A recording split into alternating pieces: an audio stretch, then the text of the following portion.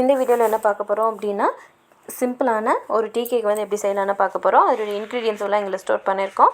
மேலே இருக்கிற வந்து நார்மல் பேஸுக்கு, கீழே வந்து இப்போ சாக்லேட் பேஸ் வந்து நீங்கள் யூஸ் பண்ண போகிறீங்க அப்படின்னா மைதாக்கு பதிலாக அந்த ஆல்டர்னேட்டிவ்ஸ் வந்து நீங்கள் யூஸ் பண்ணிக்கலாம். இப்போ எடுத்துருக்கிறது வந்து நம்ம fat 250 gram, sugar 250 gram, egg 3 numbers, maida 250 gram, baking powder 2 gram and vanilla essence 15 ml வந்து எடுத்திருக்கோம். ஃபஸ்ட்டு ஒரு பேனில் பட்டரையும் சுகரையும் வந்து போட்டுட்டு எலக்ட்ரிக்கல் பீட்டர் வச்சு நீங்கள் நல்லா பீட் பண்ணிக்கோங்க. எந்த அளவுக்கு அப்படின்னா அந்த சுகர் கிறிஸ்டல்ஸ் இருக்குது இல்லைங்களா, அது வந்து நல்லா கரைஞ்சி போயிடணும். அந்த பீட்டர் வச்சு நீங்கள் அமுத்தி பார்த்தீங்க, இப்படி தேய்ச்சி பார்த்தீங்க அப்படின்னா அந்த கிறிஸ்டல்ஸ் வந்து அந்த பாத்திரத்தில் ஒட்டாமல் நல்லா மெல்ட் ஆகிருக்கணும். அந்தளவுக்கு வந்து நீங்கள் அந்த சுகரையும் பட்டரையும் வந்து நல்லா இது பண்ணி எடுத்துக்கலாம். அதுக்கப்புறமா ஒரு முட்டையை வந்து உடச்சி இந்த மிக்ஸில் வந்து ஊற்றிக்கலாம். எப்படி இந்த லெவல் வந்து எப்படின்னா நல்லா ஃப்ளஃபி க்ரீமி ஃபோமியாக வர அளவுக்கு வந்து நல்லா பீட் பண்ணி எடுத்துக்கோங்க. அதுக்கப்புறமா இன்னொரு முட்டையை உடச்சி ஊற்றிக்கோங்க. அதுக்கப்புறமா இன்னொரு முட்டை 1 by 1 அந்த ஃப்ளஃபி அந்த க்ரீமியாக ஃபோமியாக டெக்ஸ்சர் வருது இல்லைங்களா, அது வரைக்கும் நல்லா பீட் பண்ணி எடுத்துக்கோங்க. அப்படி இல்லை இந்த ஒரு ஹாஃப் இதுலேயே வந்து அந்த ஃபோமி இந்த மாதிரி ஸ்டேஜில் அந்த ஃபோமியாக வராமல் இப்படி இருக்கு இல்லைங்களா, இந்த ஸ்டேஜில் நீங்கள் ஒவ்வொரு முட்டையாக ஊற்றும் போது என்ன ஆகும் அப்படின்னா திரிஞ்சு போன மாதிரி ஒரு மாதிரி நரன்னு இருக்கிற மாதிரி வந்துடும்.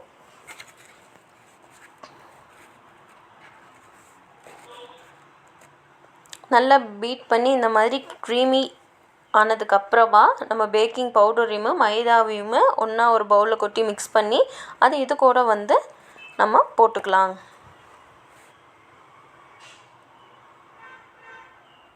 ஸோ இந்த மாவை வந்து நீங்கள் அதிகமாக மிக்ஸ் பண்ணணும்னு அவசியம் கிடையாது. ஸோ ஒரு லம்ப்ஸ் இல்லாமல் நீங்கள் மிக்ஸ் பண்ணிட்டாலே போதும், வேறு எதுவும் கிடையாது. லம்ப்ஸ் ஃபார்ம் ஆகாமல் குயிக்காக வந்து நீங்கள் மாவை மிக்ஸ் பண்ணிக்கலாம்.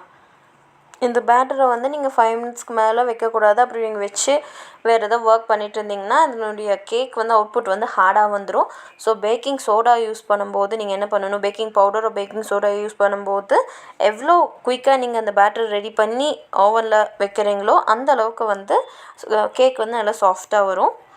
ஸோ ட்ரேயில் வந்து எதோ டஸ்ட்டு பண்ணிக்கோங்க, இல்லாட்டி பேட்டர் ஷீட் வச்சுட்டு நம்மளுடைய பேட்டரை வந்து உள்ளே இன்சர்ட் பண்ணி நல்லா தட்டி விட்டுக்கோங்க.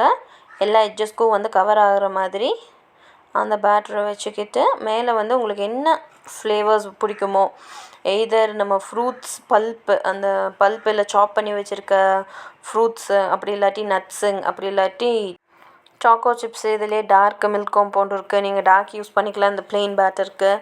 அப்படி இல்லாட்டி அந்த டார்க் சாக்லேட்ஸ் வந்து இல்லை மில்க் சாக்லேட்ஸ் வந்து நீங்கள் நடுவில் இன்சர்ட் பண்ணியும் வச்சுக்கலாம். இல்லாட்டி கேஷ்யூ இல்லாட்டி எல்லா மிக்சர் ஆஃப் நட்ஸு வந்து நீங்கள் க்ரஷ் பண்ணி மேலே வந்து தூவிக்கலாம். இங்கே வந்து வெறும் முந்திரி மட்டும் நம்ம வச்சுட்டு ஓவனை வந்து 180 degree செல்சியஸில் 10 minutes வந்து ப்ரீ ஹீட் பண்ணிவிட்டு அதுக்கப்புறமா 30 to 40 minutes வந்து இந்த பேட்டரை வச்சுட்டோம் அப்படின்னா நல்லா பேக் ஆயிரும். அதுக்கப்புறமா எடுத்து நம்ம டூத் பிக் வச்சு இன்சர்ட் பண்ணிவிட்டு உள்ளே குக் ஆயிருக்கான்னு பார்த்துட்டு வெளியே எடுத்து ஆற வச்சுருங்க. ஆற வச்சதுக்கப்புறமா வந்து நீங்கள் பீசஸ் வந்து போட்டுக்கலாம். ரொம்பவே வந்து சாஃப்டாக வேறு எந்த ஃப்ளேவரும் இல்லாமல் ப்ளெயினாக நல்லாயிருக்கும். இப்போ ஃப்ளேவர்ஸ் வேணும்னா நீங்கள் வந்து அடிஷ்னல்ஸாக ஆட் பண்ணிக்கலாம். அவ்வளோதான், நம்மளுடைய டீ கேக் வந்து ரெடி ஆயிடுச்சு. நீங்களும் வீட்டில் செஞ்சு பார்த்துட்டு பதிவுகளை வந்து மறக்காமல் ஷேர் பண்ணுங்கள். தேங்க்யூ.